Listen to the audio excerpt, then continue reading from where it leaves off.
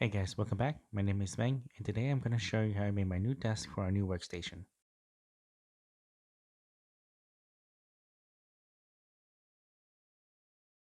For the legs, I'm using 1.5 square dowels.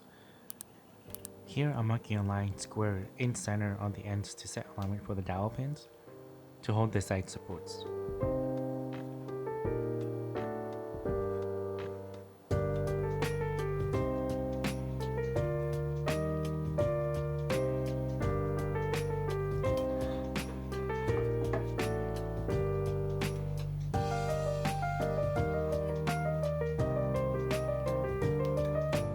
I'm also going to do the same thing with the side support strips that I cut down. These are 1.5 inch by 3/4 inch pine strips.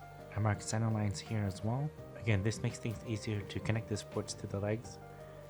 I'm connecting the supports perpendicular to the legs, so on the end grain I marked about 3/4 inch distance on center in between my dowel pins. To drill the dowel holes, I'm using self-centering dowel jig, and I marked it with blue tape for depth.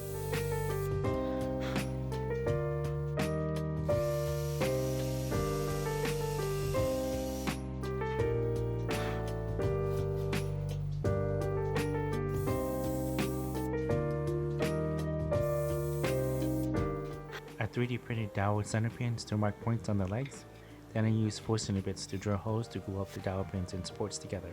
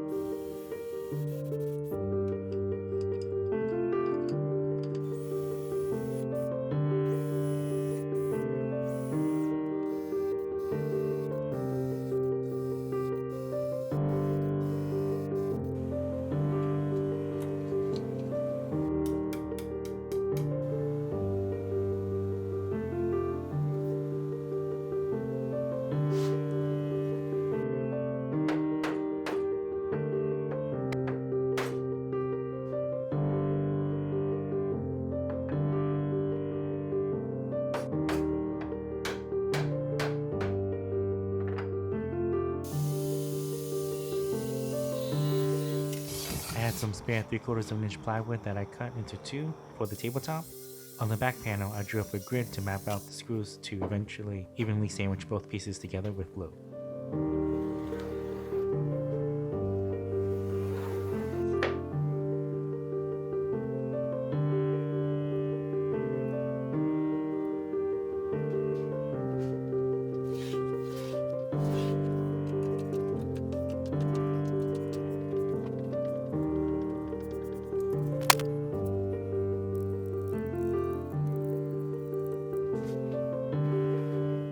To hold the two pieces together, I'm using a 1 1/4 inch wood screws. Here it's very important to start screwing in the center, then move out crisscrossing.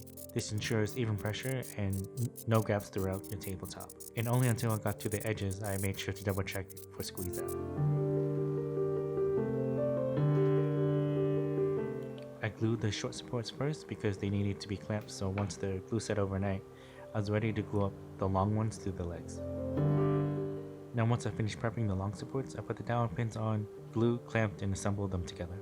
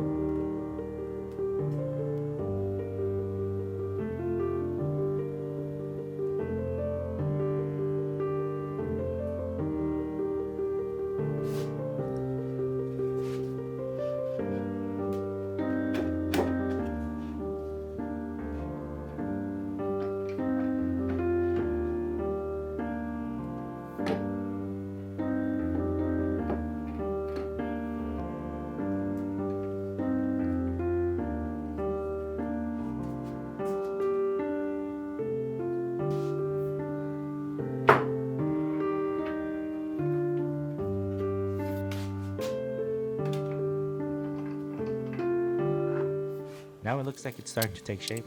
Next I used a scrap 1.5 square dowel to help mark the leg spacing from the edge and as close to center as I could.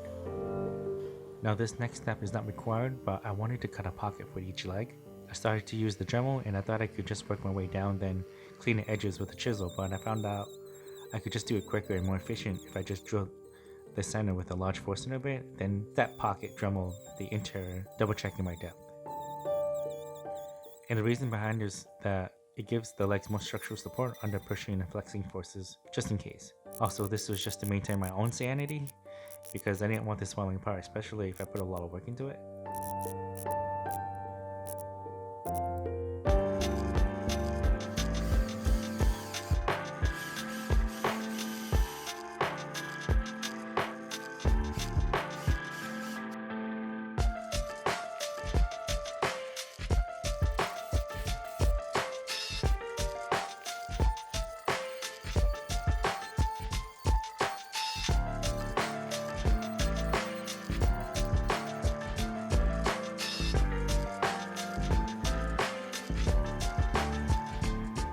So I wanted the tabletop to be rigid and strong. By the way, the other piece was a little off square, so I sandwiched and squared both to one side, so then later on I can come back and cut off the excess and square it up with the other piece. I'm using the figure 8 desktop fasteners, which actually came with screws. These fasteners are pretty standard to hold the bottom end and the tabletop together. I set the small ring on the surface of my supports, and then I marked the center point with one of my Forstner bits. These fasteners allow you to keep their mounting points hidden, so it's recommended that you screw them a good distance away from the edge to even out the amount of room for the bigger ring to mount on the underside of your table or desktop.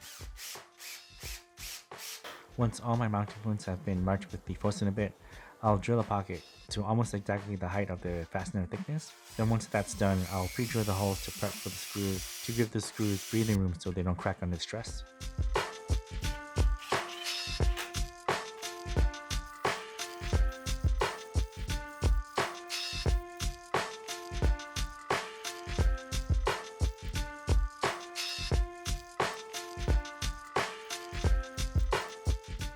The tabletop had time to dry. Now I just need to square all the sides. So since one side is already square, all I have to do now is use the circular saw to cut off the excess and use my router with the flush trimming bit to flush up the sides. Next, I started to prep the legs for varnishing. I'm using 220 grit to sand the surface.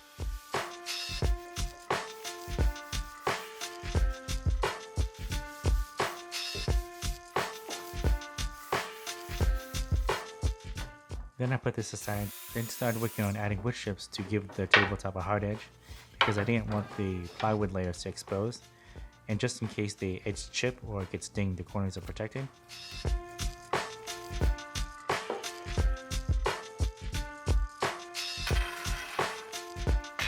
I glued them using clamps to adjust and align square within the board.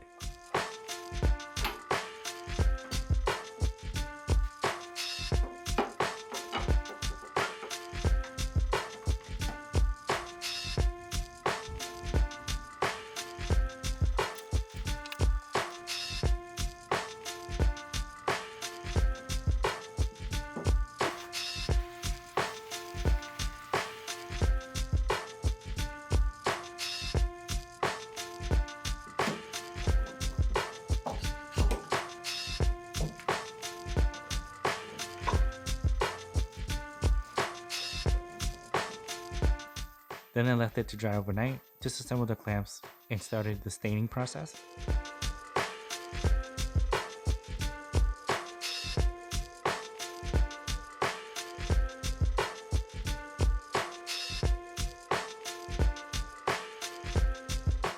Now that I'm waiting for the tabletop to dry, I moved to applying varnish on the base.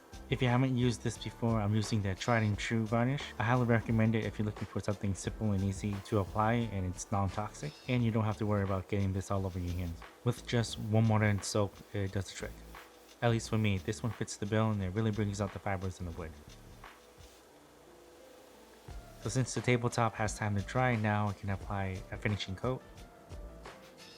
I'm doing 2 coats of brush-on lacquer, and after it has time to dry, I'm using the ARG grit sandpaper to sand off any imperfection, bubbles, or dust. Then it all gets wiped down for final assembly.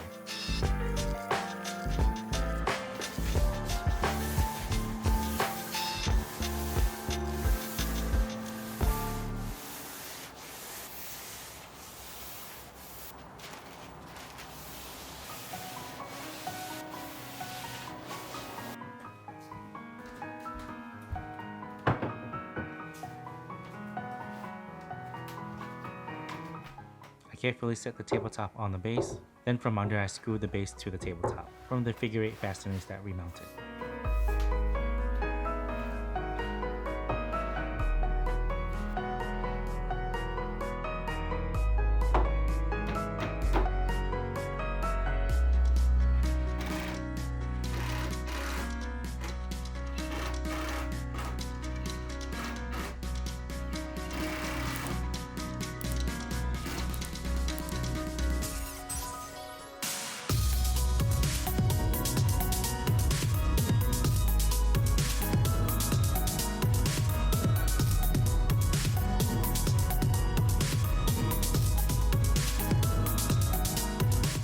This was a fun project and we're going to make good use of this new workstation.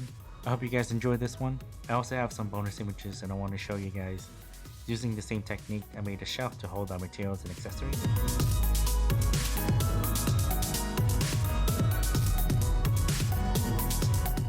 Come visit our online store at myideas.etsy.com. Feel free to browse our collection. We carry wood decor, crochet items, and we also create custom and personalized items, and we can provide our services to help you create your designs. What you have to do is go to our My Ideas main page and then click on Request Custom Order and send us a message and details of what you had in mind. And if you have any questions, feel free to contact us anytime. Again, make sure you check out our store at myideas.etsy.com because we're always adding and updating our collection. Thanks for tuning in, and make sure you give me a like and subscribe to my channel if you haven't already, and I'll see you guys in the next one. See ya!